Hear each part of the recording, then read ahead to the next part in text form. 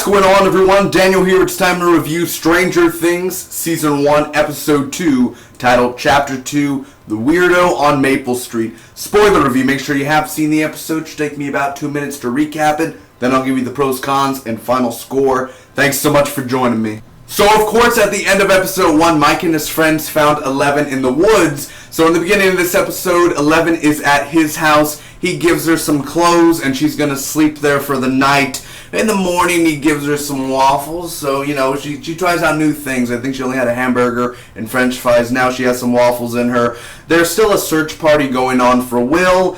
Now, Eleven has a nickname now. That's what Mike calls her, is L. So just L. E-L, or whatever you want to say. L or Eleven, but L and Mike are bonding. He, shows her the lazy boy couch, and she gets on it, and she's looking at the TV and stuff. And because we really don't know her origins, at least yet. And she's looking around, and, like, what's this, what's that? Well, she barely talks, but she's trying to get to know Mike as much as she can. And he's not at school. Now, Will's brother is going to go see his dad, almost thinking, like, is Will at my dad's? And he's going to go check out. So his dad's name is Lonnie, and we find out that Elle's dad is actually this government man that we've been seeing. This government man actually did tests on Eleven, on Elle. He did it to his own daughter, and horrifying things, almost if you've seen Jessica Jones, what happened to Kilgrave and his parents testing on him. Basically what happens to Elle is that sort of same thing in the lab, like basically growing up in the laboratory, being a rat and just pricked and everything. So it's pretty horrifying what he did to her. Benny's body is found, which is the guy that actually fed Elle last week in the premiere. Or in the last episode, his body's found, and he was actually shot by the government and stuff, but they made it look like he killed himself, like a suicide. And Hopper goes in, the sheriff, and he's like, no, Benny wouldn't be the guy to kill himself. He's Catholic or something like that. So there's a promise with Mike and Elle where they make this promise and all that they'll, I'll keep you safe and everything, don't worry. So Elle ends up showing the, powers while Dustin and his other friends come, Dustin and Lucas. They come to the house and everything, and they're all against Elle. They don't really like Elle. They're not big fans of her. And she ends up showing power when, like, I think Lucas wants to go tell, or Dustin wants to go tell somebody. He's like, let's just go tell them that she's here or whatever. And all of a sudden, she closes the door with her mind and all that. So she has these, like, telekinetic powers. The kid sees Lonnie. Will's brother sees Lonnie. He's a total jerk, man. He ends up returning home, and he spies on these guys and girls who are also like Mike's sister and everything. They're at this party in the back, and Mike's sister has a friend named Barbara. Well, later at the night, Barbara gets taken by the monster, the same monster that took Will. Will's mom is in the house, and she's setting up a bunch of lights, or she's going crazy, man. She's going crazy. She buys a bunch of phones and everything, trying to contact Will if Will calls. Then all of a sudden, she is in his room, or in this room, and the monster ends up coming through the wall. Enough where it's like Freddy Krueger style through the wall, and you can see the outline of him. She ends up running out of the house, going into her... I believe she went into her car and the keys weren't there, and she was like, fuck it. She goes back into the house to confront the monster. Now, time for the pros and cons. It's really fun to see Mike and Elle bonding. She's getting dragged away by guards, yelling at the top of her lungs for her dad to stop this. I love the way Will's mom, played by Winona Ryder, just goes back into the house to confront the monster.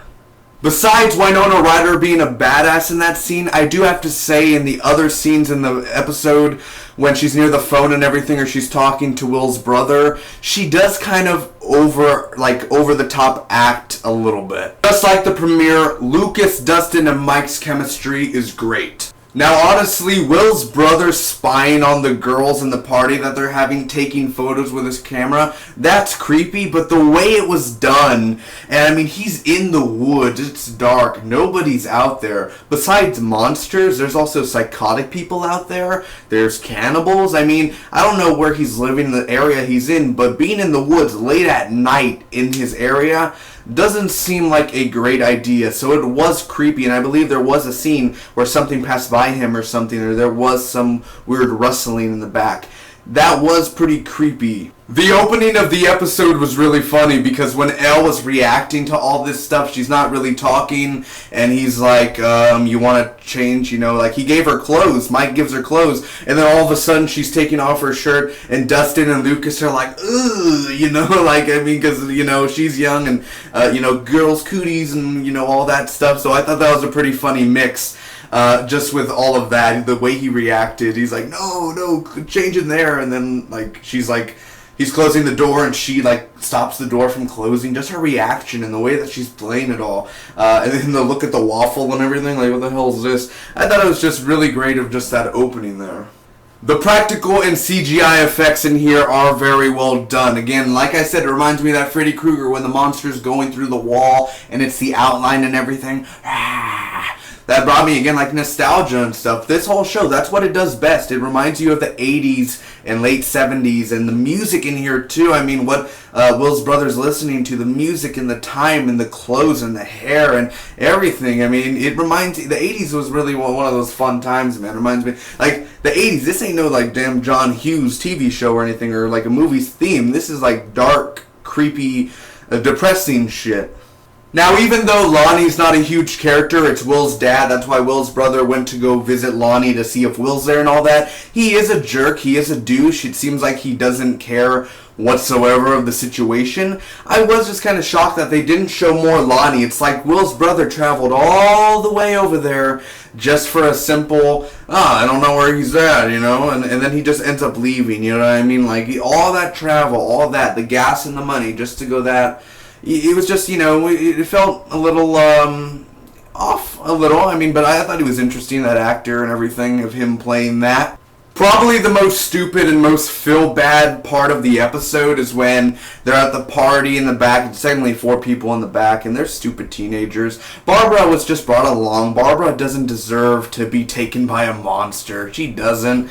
But she ends up cutting herself when she's trying to do the beer or whatever. Like, you know, like the beer, and then she cut herself, and she's like, oh, and all that. Just, I thought that was kind of a little bit too far, you know, I mean, she could have said no, she could have said whatever, the peer pressure or whatever, and then she cuts her hand, and then she's like, oh, I'm fine, but then she's bleeding, and then they're like, oh, that's a big cut, you know, and all of a sudden, she's a bad friend. Mike's sister is not a good person. She leaves her friend, and I understand, girl, teenage, 80s, you know, sex, all that, I understand, but damn, Barbara brought, you know, the car and everything, took her there and all that, and then all of a sudden, bye, you know, like, you know, my hand's cut and everything, but I want to go have sex, so just bye, you know, I'll wait in the back or whatever, you know what I mean, like, just bad friendship overall. I think it's just like that stupid, again, it's very well showing stupid teenage decisions and how teenagers are, especially in the 70s, 80s, 90s, around there as well, and we're not even better today as well, but yeah, it shows it that well, but again, just the bad friendship of Barbara and Mike's sister, not the best friendship. Barbara's way too smart to be with that girl.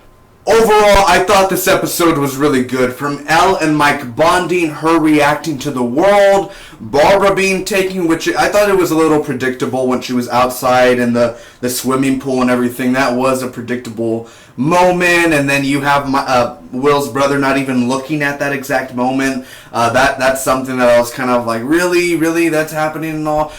The monster took Barbara, but the monster is at the other house, at Winona Ryder's house. How is that even possible? I don't even know how that's even legit. But it's still, again, from the effects to the writing to the dialogue, this is a very well-made show for Netflix. So I'm giving Stranger Things Season 1, Episode 2, titled Chapter 2, The Weirdo on Maple Street, a B+. Thanks for watching, everyone. I hope you enjoyed. If you did, make sure to hit that like button, comment down below, tell me what you guys thought about the episode. Love to hear your thoughts, and you could share with your friends. You could hit that subscribe button for more. The road to 500 has begun. Also, a new other Netflix show that I'm reviewing is Narcos, which premieres actually in, I believe, 3 days. In the link down below, as well as my fall 2016 TV show schedule, so you guys can check out. I'm reviewing over 43 shows for you guys in the fall season, so I'm hoping you guys could join me for that. Remember, hit that subscribe button again. Check out my other Stranger Things reviews. The premiere one is in the link down below as well, so always check the description. It may be updated, maybe not. Thanks again. Till next time. Bye-bye.